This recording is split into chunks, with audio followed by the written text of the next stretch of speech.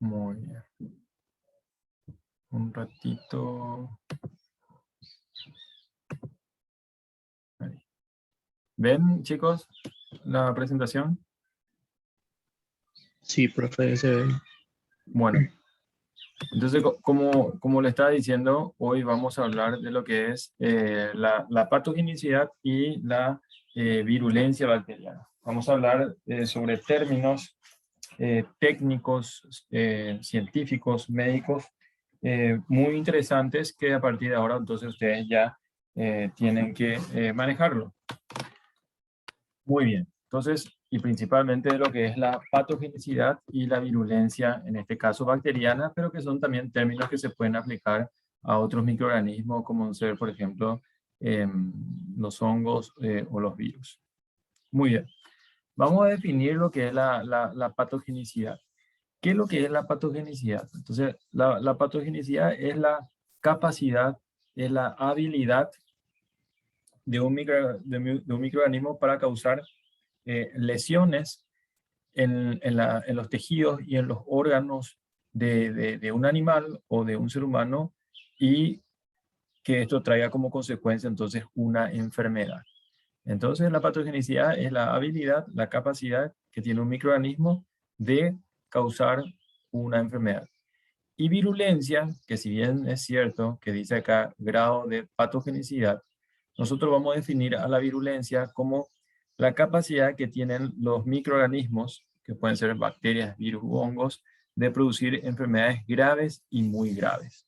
Entonces, cuando nosotros hablamos de la cepa Typhimurium, por ejemplo, de Salmonella, es una cepa muy virulenta. ¿Qué significa eso? Que puede producir enfermedades graves, muy graves.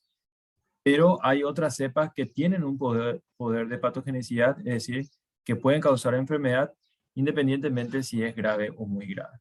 Entonces, esas son dos definiciones muy importantes que hoy ya tenemos que entender.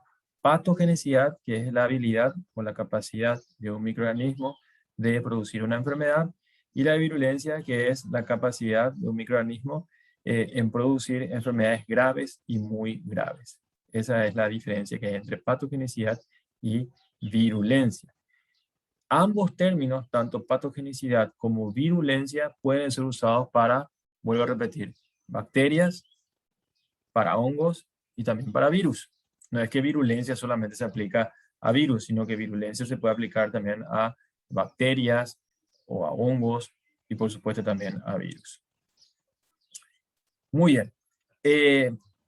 Antes de seguir avanzando, nosotros tenemos que comprender, y aquí ya nos vamos a adelantar, que las bacterias tienen dos mecanismos principales o los dos únicos mecanismos de producir lesiones en las células huésped o blanco o en los tejidos que ellos infectan, y que son su capacidad de invasión del tejido y también su capacidad de producir toxinas. Entonces, ¿cuáles son los términos técnicos para lo que recién explicamos? Es la invasividad, ¿verdad? Que es la capacidad que tienen ciertas bacterias de establecerse, replicarse y de diseminarse en la célula, en los tejidos y en los órganos blancos. Entonces, esa es la invasividad. Y luego tenemos la toxigenicidad, que es la capacidad que tienen ciertas bacterias de producir sustancias que se denominan toxinas, y que vamos a ver más adelante que estas toxinas son como venenos que producen, vamos a decir, las bacterias, y que tienen su efecto, obviamente, en las células, en los tejidos y en los órganos blancos a los cuales ellos infectan. Muy bien. Entonces, el poder patógeno o la patogenicidad, decíamos que es la capacidad de los microorganismos de producir enfermedades o ciertas alteraciones en las células y en los tejidos. Entonces, esta propiedad es característica de una especie bacteriana. Entonces, como ejemplo de especies bacterianas patógenas son, por ejemplo, el Streptococcus pneumoniae, el Staphylococcus aureus, por ejemplo. Pero no se puede decir que el género Streptococcus o el género Staphylococcus es patógeno en este caso. ¿Por qué? Porque, como ustedes saben, por taxonomía de distintas especies, o distintos seres vivos, y en este caso, Un género bacteriano como Staphylococcus puede tener a su vez varias especies como ser Staphylococcus aureus y muchos otros. Y Streptococcus también, ¿verdad? Streptococcus es un género y puede tener numerosas especies como Streptococcus equis, Streptococcus uberis, Agalactiae, Galactiae, etc. Entonces, de repente la patogenicidad es más bien por especie antes que por género. No sé si me voy a entender. No podemos decir que el género Staphylococcus es patógeno, pero sí que la especie Staphylococcus aureus puede ser patógeno. Entonces, más bien se refiere a la especie. Aunque hay un porcentaje de la población, sobre todo en ambientes con alta contaminación, que porta Staphylococcus sin manifestar la enfermedad. En este caso se habla de un estado de portación, ¿verdad? Y en este caso podemos hablar, por ejemplo, de microflora banal, que se puede presentar, por ejemplo, en la mucosa nasal, en la mucosa prepucial, vaginal, incluso sobre la superficie cutánea. Existe una población de ciertas bacterias que actúan de forma banal, que incluso actúa como barrera inespecífica frente a posibles colonizaciones de agentes patógenos y que al actuar en competencia con esta flora banal, entonces esa flora banal le frena, por decirlo así, a posibles bacterias patógenas para que no puedan infectar, en este caso, a el animal o al ser humano. Muy bien. Entre los factores determinantes o predisponentes que favorecen la acción patógena de los microorganismos, podemos citar varios.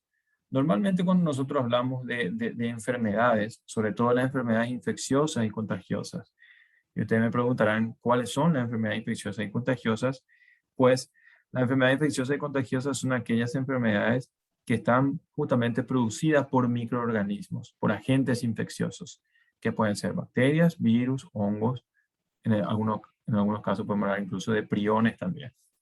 Entonces, normalmente cuando se habla en enfermedades infecciosas y contagiosas y cuando se va a describir una enfermedad, hablamos de lo que son vamos a decir, las causas predisponentes y las causas determinantes. Las causas determinantes se refiere al agente infeccioso que ocasiona una enfermedad. Por ejemplo,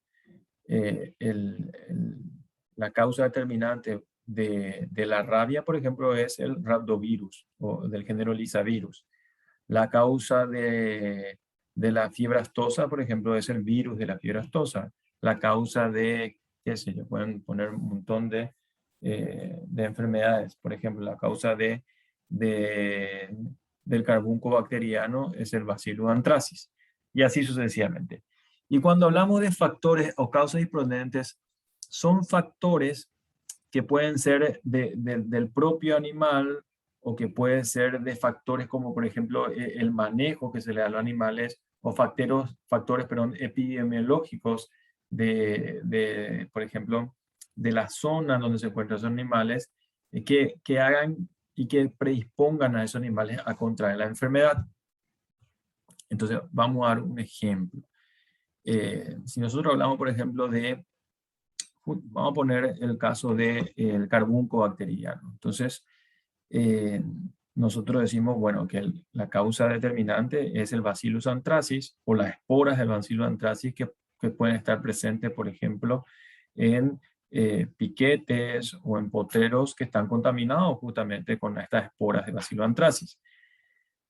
Y ahí podemos decir que como factor predisponente podemos decir, por ejemplo, animales que están debilitados, la edad que normalmente afecta en mayor proporción a animales, por ejemplo, jóvenes, desmamantes y otros,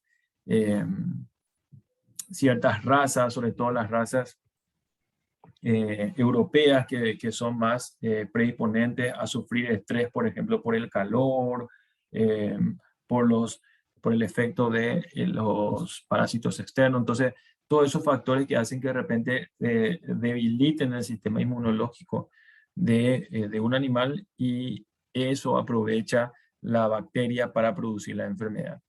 Entonces, cuando hablamos de factores predisponentes, que es lo que estamos citando acá, podemos decir, por ejemplo, el sexo. No es lo mismo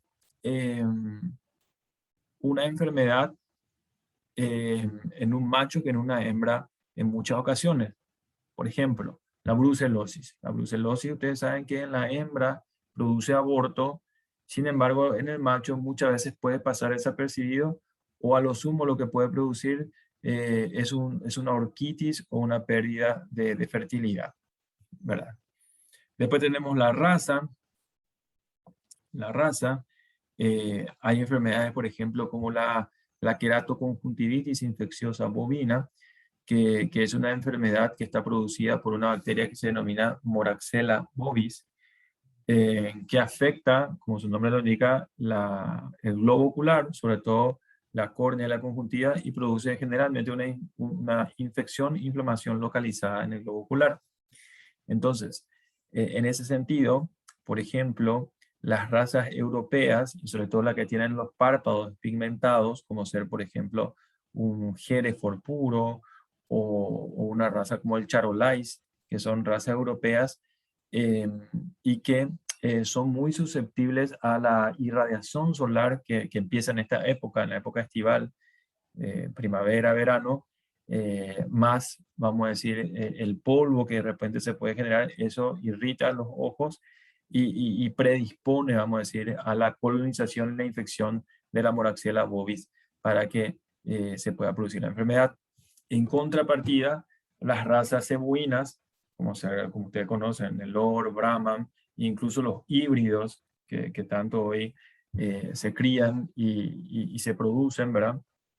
Como ser ya los Bradford, los Brangus, ellos ya son más resistentes porque adquieren ya características fenotípicas de las razas hindúes que lo hacen mucho más resistente justamente a condiciones medioambientales como hay en nuestro país, intenso calor, periodos de sequía, etcétera, etcétera.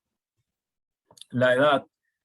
Normalmente la mayoría de las enfermedades afectan más o a los animales muy jóvenes, porque tienen un sistema inmunológico inmaduro, o a los animales adultos y seniles, puesto que su sistema inmunológico está, vamos a decir, inmunosuprimido. Entonces, en esos rangos etarios generalmente, vamos a decir, lo hacen más susceptible a contraer las enfermedades infecciosas y contagiosas.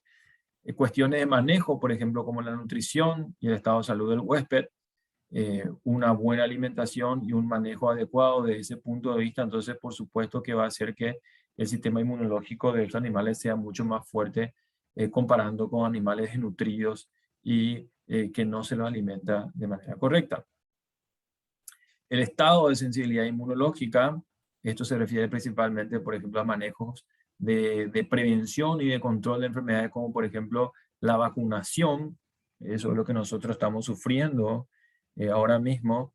Veíamos como países que vacunaron a su población de manera más estricta y globalizada y a tiempo, veíamos como, por ejemplo, la curva de contagio de pacientes positivos al coronavirus, por ejemplo, bajaba notablemente. Incluso ahora, gracias a Dios, nosotros también estamos entre comillas, un periodo de luna de miel desde el punto de vista epidemiológico, gracias a una aplicación masiva también de vacunas. Lo mismo ocurre en medicina veterinaria. No es lo mismo una población animal vacunada que una que nunca ha sido vacunada. Entonces, generalmente, si en esa población se introduce un microorganismo que puede llegar a producir brote de la enfermedad y los animales no tienen una inmunidad frente a ese microorganismo, entonces el brote y la dispersión de la enfermedad puede ser mucho más importante. La puerta de entrada o vía de inoculación del microorganismos, esto está relacionado principalmente a la puerta de entrada que escogen generalmente los distintos microorganismos para colonizarse, infectar y producir las enfermedades. Por ejemplo, los virus que producen enfermedades respiratorias o los microorganismos que producen enfermedades respiratorias, las puertas de entrada generalmente son las vías aéreas superiores.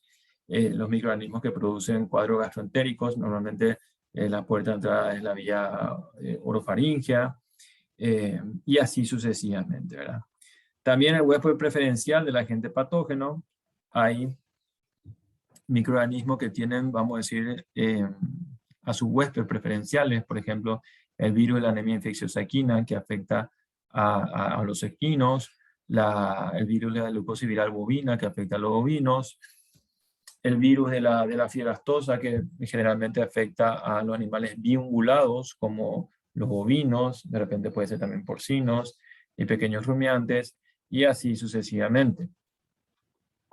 El inóculo, que es el número de microorganismos que han logrado penetrar las defensas. Aquí, y ustedes habrán escuchado hablar también mucho en esta pandemia que hablábamos de la carga viral. Bueno, esto está relacionado con eso. No es lo mismo una alta carga viral que ingrese a un organismo susceptible que una baja carga viral. Normalmente, si el inóculo o la carga viral, por ejemplo, es muy alta, hay muchas más posibilidades que se produzca la enfermedad y formas graves de la enfermedad, comparándola con un inóculo o una carga viral baja en ese sentido. También la genética y la virulencia del agente patógeno que lo hace más o menos agresivo, es decir, la virulencia justamente del microorganismo. Y ahí hablamos, por ejemplo, en el caso de un ejemplo de bacterias, podemos citar a la brucela. Por ejemplo, para el ser humano, la especie más virulenta es la Brucella melitensis, y luego va seguido, por ejemplo, de Brucella abortus, Brucella suis, ¿verdad?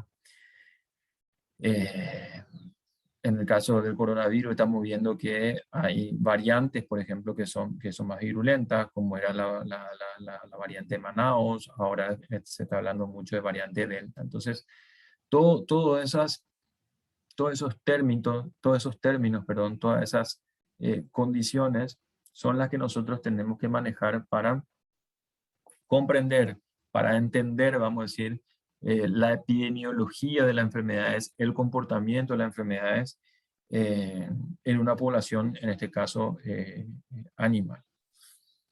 ¿Alguna pregunta hasta acá, chicos? ¿Se entiende? Sí, profe, se entiende. Bueno, entonces, a esto se refiere, vuelvo a repetir, los factores predisponentes, que son factores que favorecen a que un determinado agente patógeno pueda producir enfermedad de una manera más fácil o no. Muy bien. Entonces decíamos que virulencia, que era el grado de patogenicidad de un microorganismo, y esto está relacionado principalmente por el poder que tiene, por ejemplo, de penetración en las células de tejidos, su capacidad de replicación, su capacidad de invadir el tejido a los cuales ellos infectan, y también si tienen la capacidad de producir o no toxinas.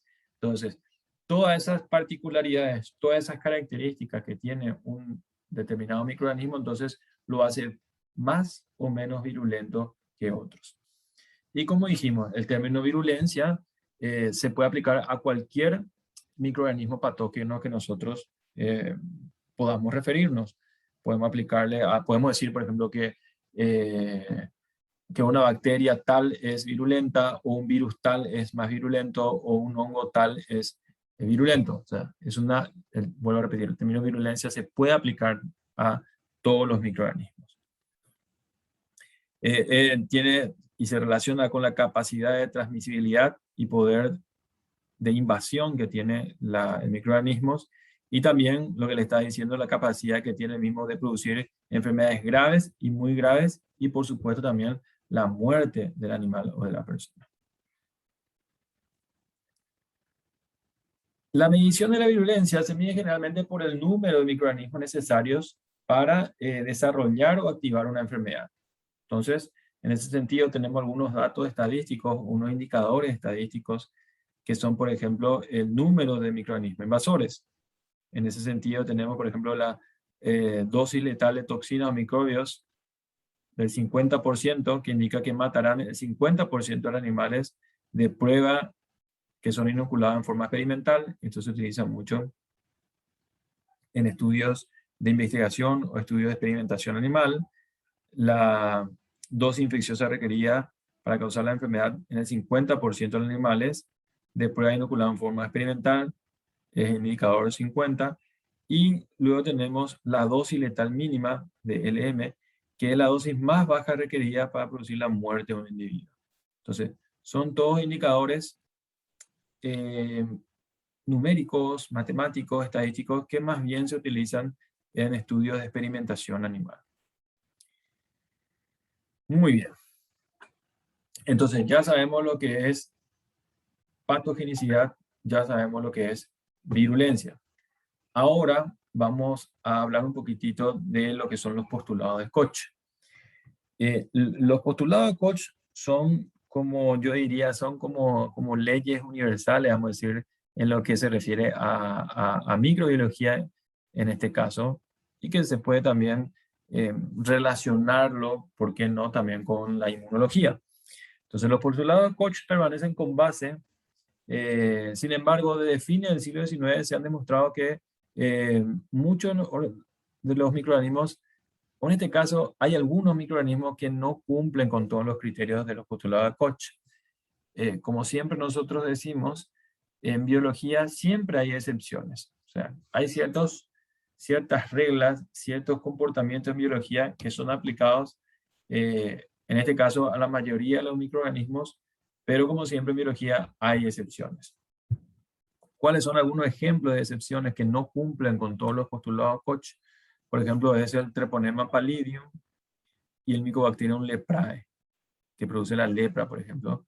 Estos no proliferan in vitro, es decir, no crecen en cultivos bacterianos, pero sí que pueden causar la enfermedad en un animal modelo si lo inoculamos en un estudio experimental. También hay otro caso como la Neisseria gonorrhoeae, que no existe un modelo fidedigno para llevar a cabo una infección in vitro, aunque sí la bacteria se puede cultivar en medios de cultivos en forma in vitro en laboratorios de microbiología. Se ha producido en forma experimental en seres humanos las encefalopatías espongiformes que no pueden ser aislados en forma in vitro. Esto se refiere también sobre todo a las encefalopatías espongiformes del ganado bovino, por ejemplo, que están causados por priones, ¿verdad? Entonces, son excepciones a la regla de los postulados de Koch. Pero, ¿qué es lo que establecen o cuál es la importancia, vamos a decirlo, de los postulados de Koch? Los postulados de Koch son postulados que establecen las condiciones que debe reunir un microorganismo para que pueda ser considerado como el agente causal de una determinada enfermedad infecciosa. Entonces, dicho de otra manera, los postulados de Koch son postulados que se tiene que demostrar en laboratorio para asegurar al 100% que esa bacteria que nosotros estamos sospechando es la que causa la enfermedad en el animal.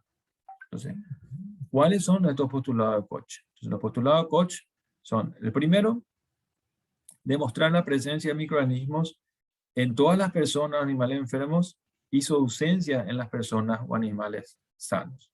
Entonces, vamos a suponer que nosotros tenemos en una estancia, en un piquete, un grupo de animales, y vemos que 10, por ejemplo, están enfermos y 10 están sanos. Entonces nosotros separamos eso, le ponemos el piquete A a los 10 enfermos y el piquete B a los 10 sanos. Entonces nosotros vamos a tomar muestra de los 10 enfermos y los 10 sanos. Entonces, hacemos, por ejemplo, vamos a suponer que nosotros sospechamos que estos enfermos y que están muriendo incluso, estamos sospechando que tienen carbunco bacteriano. Entonces nosotros hacemos el cultivo, tanto de las muestras de los grupos enfermos como de las muestras de los grupos sanos. En los grupos enfermos vemos que tenemos un crecimiento positivo de todas las muestras de todos los animales. Y sin embargo, en el grupo de los sanos no nos crece nada en el cultivo. Entonces ahí estamos demostrando o cumpliendo con el primer postulado de Koch. Entonces, allí demostramos que los microorganismos están presentes en los animales enfermos y están ausentes en los animales sanos. Muy bien. ¿Cuál es el segundo postulado? Que el microorganismo pueda ser aislado en un cultivo sólido a partir de las lesiones producidas en el enfermo. Vamos a suponer que nosotros, por ejemplo, tenemos ya animales que han muerto del grupo de los enfermos, tomamos muestra, por ejemplo, en este caso se puede tomar muestra, por ejemplo, de la médula ósea del hueso de la caña, hígado, vaso o sangre periférica de las venas auriculares, por ejemplo, y esto enviamos al laboratorio, hacemos el cultivo en el laboratorio en condiciones anaeróbicas y luego de 24 a 48 horas nosotros vemos el crecimiento de las colonias típicas de Bacillus anthracis y comprobamos entonces que sí, que de las muestras de esos animales que murieron o estaban enfermos, aislamos por cultivo el Bacillus anthracis que estamos usando como ejemplo. El tercero dice que el microorganismo pueda reproducir la enfermedad al ser inoculado en un animal de experimentación susceptible. Entonces, de esa placa de Petri en la cual nosotros aislamos la bacteria, en este caso Bacillus anthracis, de las muestras de los animales enfermos, esa bacteria nosotros vamos a levantar con un ANSA bacteriológica, vamos a hacer una suspensión o un inóculo y ese vamos a inyectarle, por ejemplo, vamos a dar un ejemplo X en un ratón de laboratorio y lo inoculamos y dejamos pasar el tiempo para ver si produce la misma enfermedad en animal de experimentación. Si produce los mismos síntomas, entonces ahí estamos cumpliendo el tercer postulado. El cuarto postulado dice que el microorganismo puede ser aislado nuevamente a partir de las lesiones producidas en dicho animal. Entonces, pasado cierto tiempo y según los protocolos establecidos por las normas de experimentación animal, entonces se pueden hacer necropsias, por ejemplo, de esos ratoncitos de laboratorio, se toman muestras y las muestras de ese ratoncito se cultivan otra vez en cultivo microbiológico y se vuelve a aislar el Bacillus anthracis. Entonces ahí requete contra, nos aseguramos de que el Bacillus anthracis es el agente causal de la enfermedad que están o se están produciendo en los bovinos. Y el último, que es un postulado un poco más nuevo, ya dice que el microorganismo induzca una respuesta inmune específica en el huésped detectado por serología a través de la detección de anticuerpos. Entonces, en esos animales, en los bovinos que estaban enfermos, nosotros le podemos extraer también una muestra de sangre y hacemos algunas detecciones o algunos análisis inmunológicos, como por ejemplo el ELISA, en donde ese análisis puede detectar la presencia de anticuerpos en la sangre de ese animal enfermo que son específicos contra, en este caso, en otro ejemplo, el carbunco bacteriano.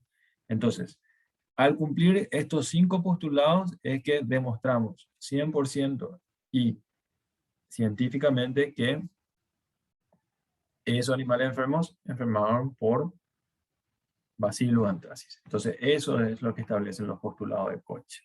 Las condiciones que deben reunir un microorganismo para que puedan ser, vamos a decir, considerados como los agentes causales de la enfermedad. ¿Está bien, gente? ¿Entienden los postulados de Koch? ¿Alguna pregunta?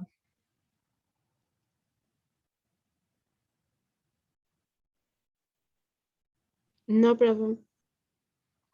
¿Se entiende? Sí. Muy bien. Muy bien, muy bien. Bueno, entonces, seguimos con los mecanismos de acción patógena y estábamos diciendo que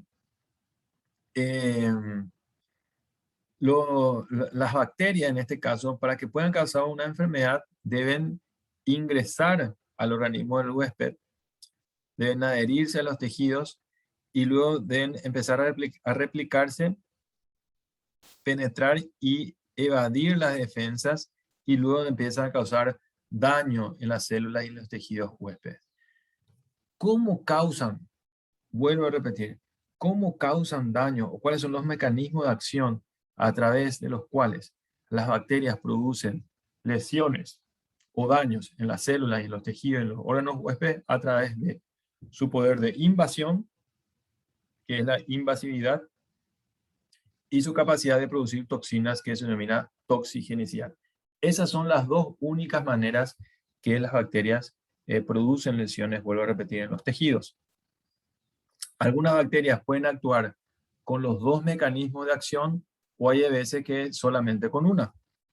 Entonces, esa invasión causa daños demostrables en el sitio donde se localiza el patógeno, mientras que las toxinas, por ejemplo, hay ciertos tipos de toxinas como sobre todo las exotoxinas, que son producidas la mayoría de las veces por las bacterias gram positivas, que la bacteria produce y secreta en el lugar donde se está replicando, pero esta toxina puede ganar, por ejemplo, el torrente circulatorio y puede trasladarse o diseminarse por todo el organismo y actuar a distancia. Entonces decíamos que algunas bacterias deben su patogenicidad a uno solo de los mecanismos citados, mientras que otros poseen los dos mecanismos. Por supuesto que las bacterias que tienen los dos mecanismos, tanto de invasión como de producción de toxinas, van a ser mucho más virulentas que las que no, las que tienen solamente una forma de producir lesiones. El ejemplo, por ejemplo, es el Streptococcus pyogenes, que posee tanto capacidad de invasión como de producción de toxinas. Muy bien. Y ahora nosotros vamos a hablar de los factores de virulencia. ¿Qué son los factores de virulencia, gente? ¿Alguien sabe qué son los factores de virulencia? ¿Alguien me puede dar una pista? ¿Alguien si sabe me puede decir con sus palabras?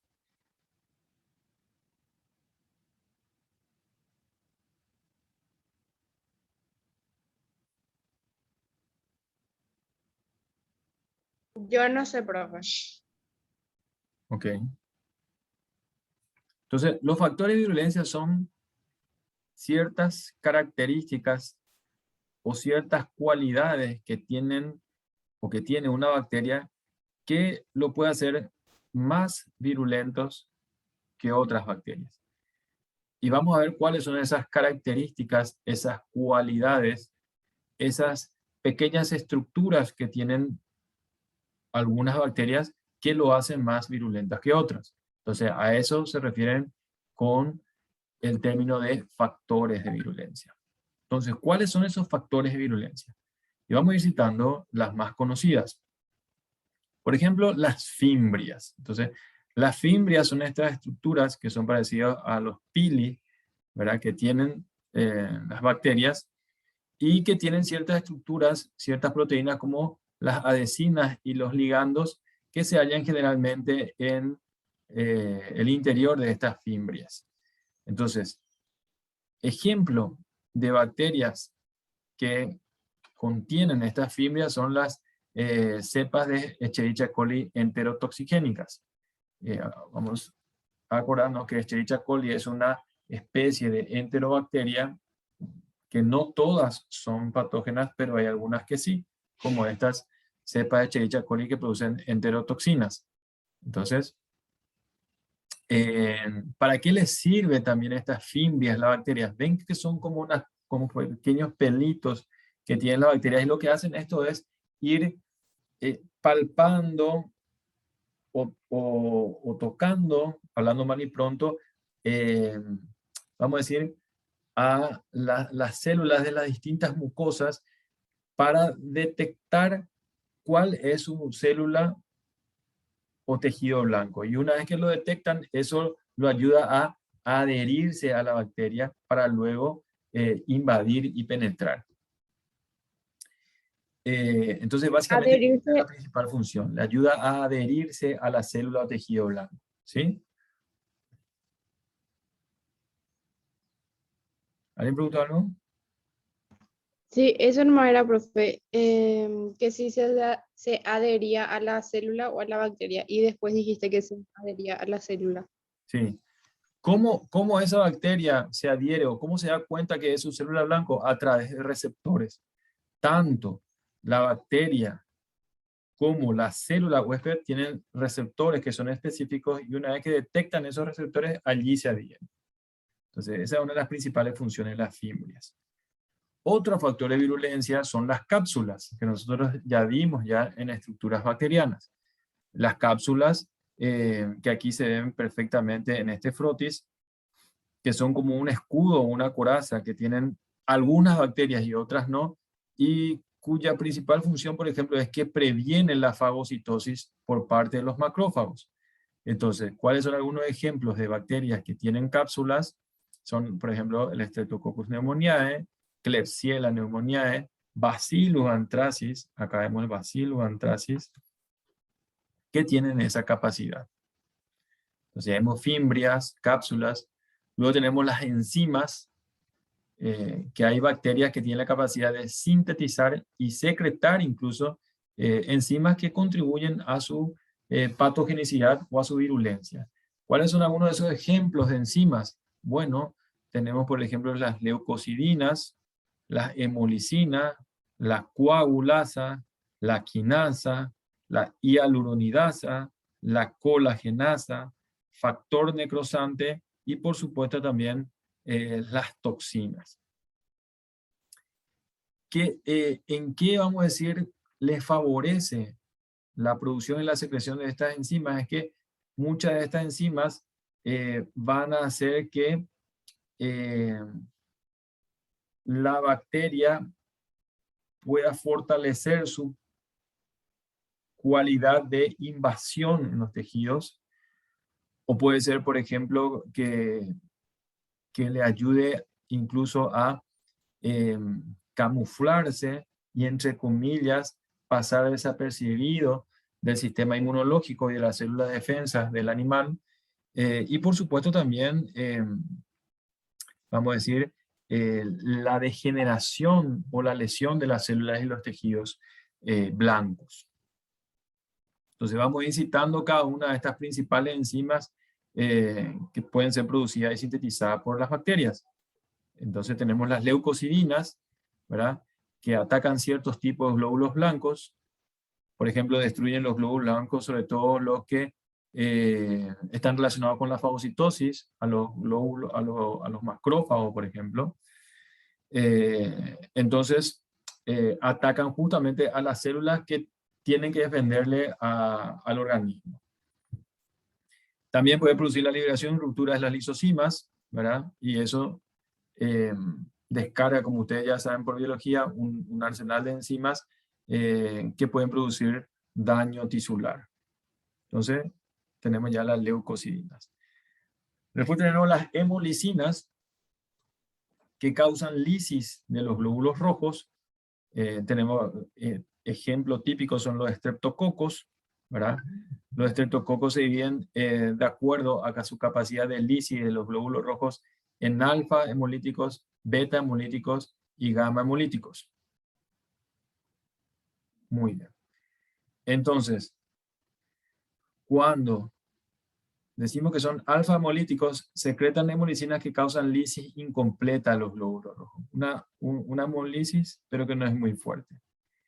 Cuando hablamos de los beta hemolíticos, estas sí secretan hemolicinas que causan una lisis completa. Esto se ve muy bien en los cultivos, en agar sangre, en donde si la colonia de bacterias es hemolítica, entonces alrededor de esa colonia vemos un halo bien turbio, y es eso porque las bacterias que forman parte de esta colonia entonces producen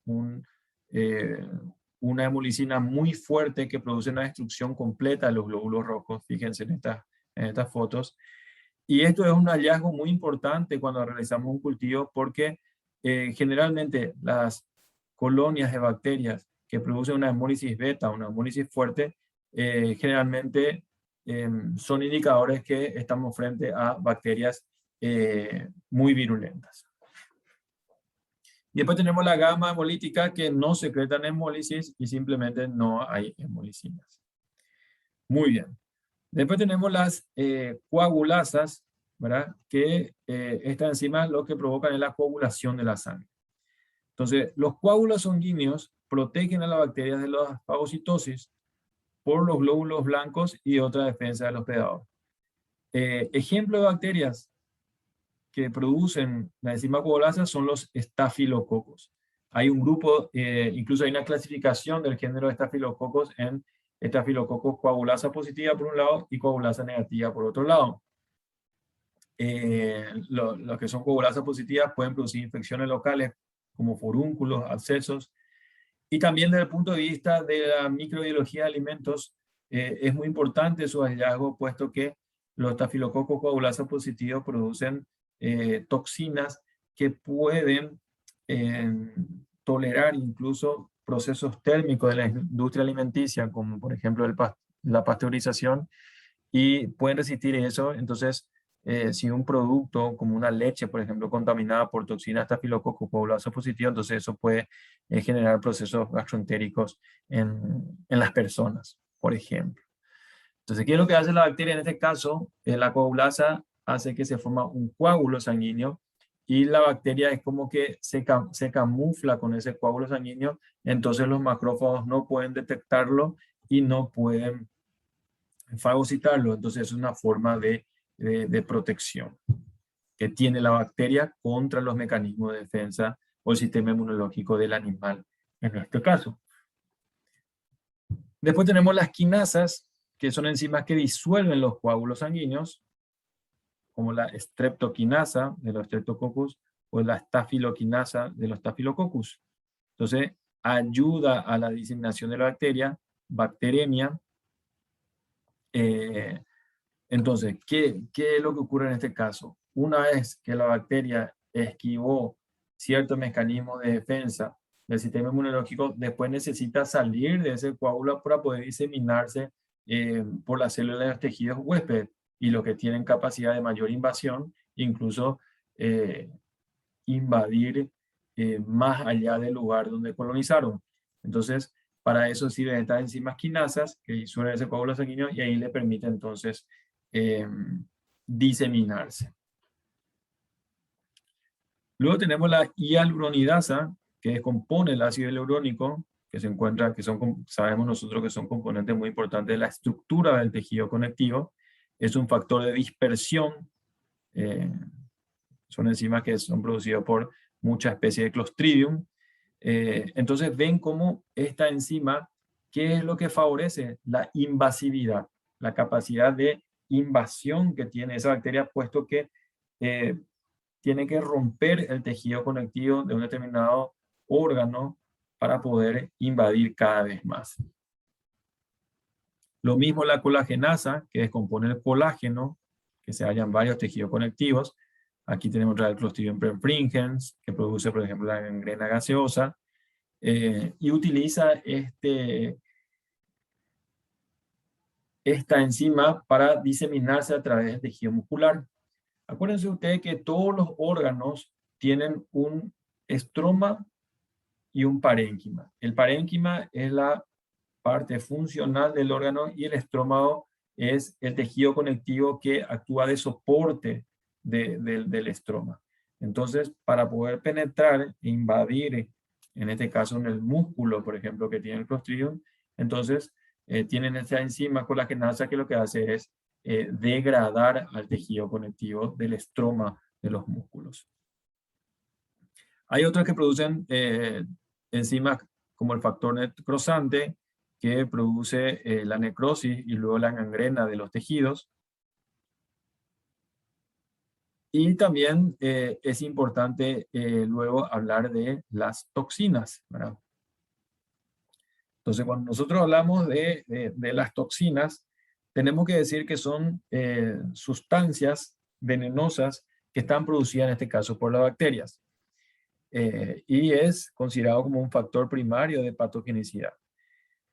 Más o menos, hasta el momento son conocidas más de 220 toxinas bacterianas.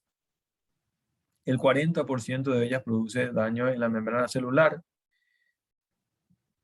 Y cuando la toxina gana el torrente circulatorio y empieza a diseminarse por todo el organismo, ahí hablamos de toxemia. Muy bien. ¿Cuáles son los dos tipos de toxinas que conocemos? Conocemos principalmente dos tipos de toxinas, que son las endotoxinas y las exotoxinas. Las exotoxinas, como su nombre lo indica, son toxinas que son secretadas y liberadas fuera de la célula bacteriana. Y las endotoxinas son toxinas que muchas de ellas incluso forman parte de la membrana externa de bacterias gram negativas. Entonces, por eso se denomina endotoxinas. Las exotoxinas son producidas más frecuentemente por bacterias gram positivas, perdón. La mayoría de los genes que codifican para las exotoxinas se hayan localizado, por ejemplo, en plásmidos o en fagos. Y aquí tenemos un cuadro bastante interesante de lo que son las principales diferencias que hay entre exotoxinas y endotoxinas, que es muy importante que ustedes sepan. Por ejemplo, tenemos las bacterias que la producen, las exotoxinas, con mayor frecuencia son sintetizadas por bacterias gram positivas y algunas gram negativas, aunque es muy raro, vuelvo a repetir, con mucha más frecuencia son producidas por bacterias gram positivas. Sin embargo, las endotoxinas por bacterias gram negativas. ¿Cuál es la naturaleza química, la composición química? Las isotoxinas, la mayoría son proteínas de naturaleza proteica y las endotoxinas son lipopolisacáridos. En cuanto a la tolerancia al calor, las exotoxinas son más termolábiles, se naturalizan a 60 a 80 grados Celsius, y las endotoxinas son más termoestables, pueden resistir incluso a más de 100 grados Celsius. Los efectos inmunológicos, generalmente las exotoxinas son mucho más inmunogénicas o muy antigénicas, inducen la producción de gran cantidad de anticuerpos, mientras que las endotoxinas son menos inmunogénicas. Efecto en el huésped, las exotoxinas específicos sobre tejidos y las endotoxinas generalmente no son muy específicos. La toxicidad también es diferente. Las exotoxinas generalmente tienen una toxicidad muy alta, incluso en dosis pequeñas, y las endotoxinas generalmente su toxicidad es más baja. Se requiere grandes dosis para que produzcan ciertos tipos de lesiones. Muy bien. Tipo de exotoxinas según el blanco celular, según el blanco o la célula a las cuales van a producir sus daños. Entonces podemos hablar de citotoxinas, que matan las células, neurotoxinas, que intervienen en el impulso normal o la transmisión del impulso nervioso, y las enterotoxinas, por ejemplo, que afectan a las células de la mucosa del tracto gastrointestinal. Como ejemplo de algunas enfermedades causadas por las neurotoxinas, podemos citar, por ejemplo, el botulismo, que está producido por el Clostridium botulinum, que produce una exotoxina que actúa a nivel de la unión neuromuscular y previene el impulso nervioso de la célula nerviosa a la célula muscular. ¿Y qué es lo que hace la toxina? Produce una parálisis flácida. Entonces, evita que el músculo tenga esa contracción y relajación rítmica y queda en la fase de relajación, entonces por eso se produce una parálisis flácida. Y el tétanos es lo contrario, vamos a decir la acción que tiene la neurotoxina. El tétanos es una enfermedad producida por el Clostridium tetani. Obviamente es una bacteria gram positiva, por eso produce una exotoxina. La neurotoxina actúa en los nervios ocasionando la inhibición de la relajación muscular. Totalmente lo contrario. Entonces se produce una contracción permanente y se produce una contracción tónica. Se produce la tetanoplasmita, que produce espasmos, o la quijada dura. Y después tenemos enfermedades causadas por enterotoxinas, como son los polibacilosis, que están producidas por la Escherichia coli. Hay Escherichia coli que, por ejemplo, son enterotoxigénicas, enteromorrágicas. Un ejemplo muy típico es la Escherichia coli O157H7, que es una enterotoxina que causa inflamación de las células de la mucosa intestinal, y esto resulta en una diarrea sanguinolenta. Incluso las toxinas que produce la Escherichia coli O157H7 puede ganar el terreno circulatorio y puede llegar a órganos como, por ejemplo, el riñón, y ahí puede producir una nefritis intersticial que puede incluso deteriorar completamente el riñón de la persona. Muy bien. Entonces, vamos a dejar hasta aquí por el momento.